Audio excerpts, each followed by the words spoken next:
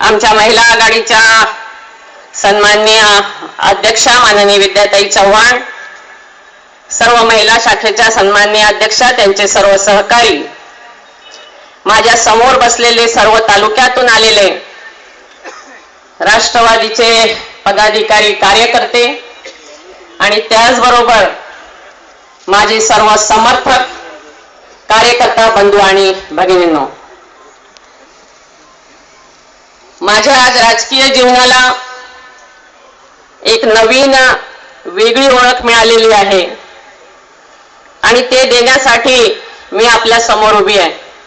आपण सर्वजण मला ओळखता, परंतु बाहेरून आलेले जे सर्व आपले पाहुणे मंडळी आहे त्यांच्यासाठी कदाचित तेही ऐकून असतील, परंतु 2 मिनिटांमध्ये मी आपला स्वतःचा परिचय देते.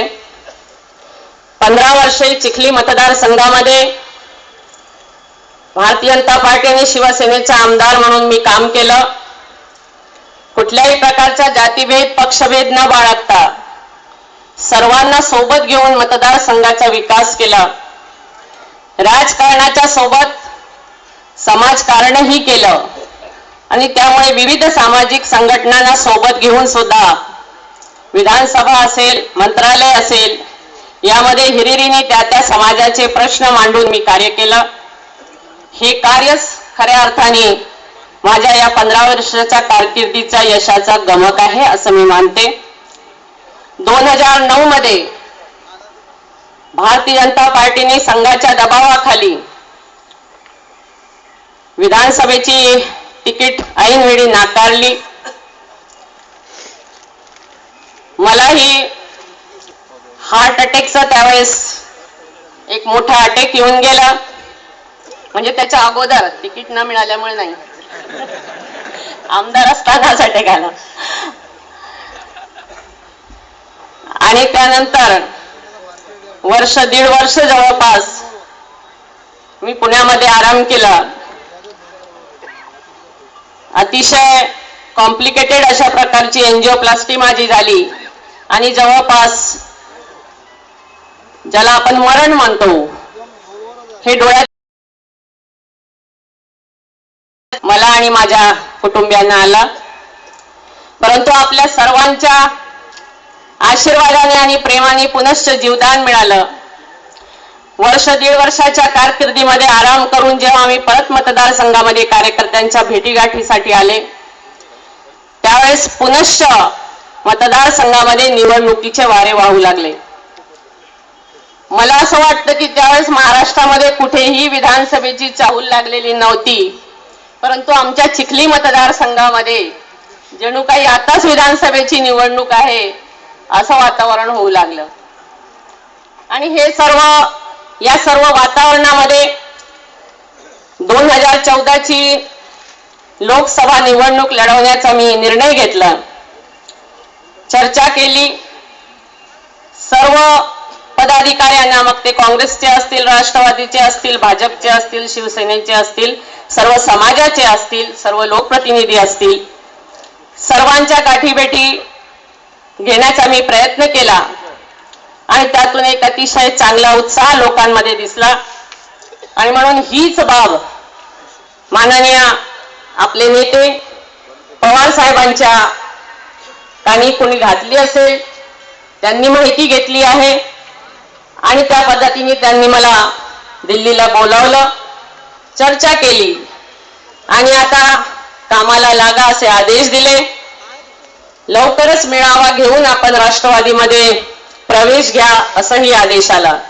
त्या पद्धतीने माननीय नामदार अजितदादाला मी भेटण्याचा प्रयत्न केला, भेटले आणि अजितदादांनी सुद्धा चांगली एक ज्याला आपण म्हणतो आदरपूर्वक असं स्वागत करून, म्हणणं ऐकून घेऊन आणि या मेळाव्यामध्ये राष्ट्रवादी पक्षामध्ये प्रवेश घेण्याची अनुमती दिली आणि आज तो सुदिन उगवलेला आहे.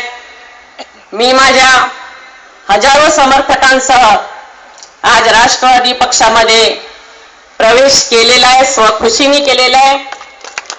स्वइच्छेने भाजप सोडून स्वखुशीने आज राष्ट्रवादीमध्ये मी प्रवेश केलेला आहे. राष्ट्रवादी पक्ष हे माझ्यासाठी जरी नवीन असलं तरी आपण पाहताय की मंचकावर बसलेले सर्व मान्यवर मंडळी, मग ते लोकप्रतिनिधी आहेत, मग ते पक्षाचे पदाधिकारी आहेत, सर्वांनी अतिशय आनंदाने स्वीकार केलेला आहे. या सर्वांशी आमचे आमदार असतानाचे आणि त्यापूर्वीचेही जुने संबंध आहेत. त्याच्यामुळे खूप काही नवीन वाटण्यासारखं ह्याच्यामध्ये मला काही वाटत नाही. पूर्वी भाजपमध्ये मी 15 वर्ष काढलेले, अतिशय चांगलं प्रामाणिकपणाने तिथे कार्य केलेलं आहे. भारतीय जनता पार्टीला कुठेही माझ्या विरोधात कसुबरही आक्षेप अजूनही सापडलेला नाही आणि म्हणून पक्षाला कलंक लागेल अशी कुठलीही बाब मी माझ्या कारकिर्दीमध्ये केलेली नाही आणि म्हणून मी स्वखुशीने भाजप सोडून राष्ट्रवादीमध्ये प्रवेश केलेला आहे. राष्ट्रवादी पक्ष अतिशय पुरोगामी, सत्यशोधकी आणि फुले शाहू आंबेडकरांच्या विचारसरणीवर आधारित असा पक्ष आहे. त्यामुळे या पक्षामध्ये वावरत असताना निश्चितपणे माझा श्वास कोणला जाणार नाही याबद्दल मला खात्री आहे आणि म्हणून पुनश्च एकदा या पक्षामध्ये मी प्रवेश केलेला आहे. आपण सर्वांनी मला सांभाळून घ्यावं एवढीच मी नम्र विनंती आपल्याला करते. दादा, आमच्या जिल्ह्याचे अनेक प्रश्न सांगत बसलोस तर बरंच वेळ जाईल, परंतु केंद्र सरकारशी संबंधित जो आमचा खामगाव जालना रेल्वे मार्ग बऱ्याच वर्षापासून रखडलेला आहे, हे मार्ग जर आपण आपल्या सत्तेच्या माध्यमाने हे काम करू शकलो तर निश्चितपणे जिल्ह्यामध्ये रोजगाराची निर्मिती होईल, पर्यटनाचा विकास होईल आणि म्हणून एक अतिशय महत्त्वाचा प्रश्न हे केंद्र सरकारशी संबंधित आहे. त्यामध्ये आपण सर्वांनी मदत करावी ही नम्र विनंती मी जिल्हावासियांतर्फे करते. शेतकऱ्यांचे अनेक समस्या आहेत, ते सर्वांनी आपल्या पुढे मांडलेले आहे आणि म्हणून पर्यटन, रेल्वेचा प्रश्न आणि आपल्या पश्चिम महाराष्ट्राचा जो सहकाराचा विकास आपण आपल्या भागामध्ये केलेला आहे, माननीय पवार साहेबांच्या नेतृत्वात आम्हालाही सहकाराचा विकास करण्याची इथे संधी मिळो अशा प्रकारची मी आपल्या सर्वांकडून अपेक्षा करते.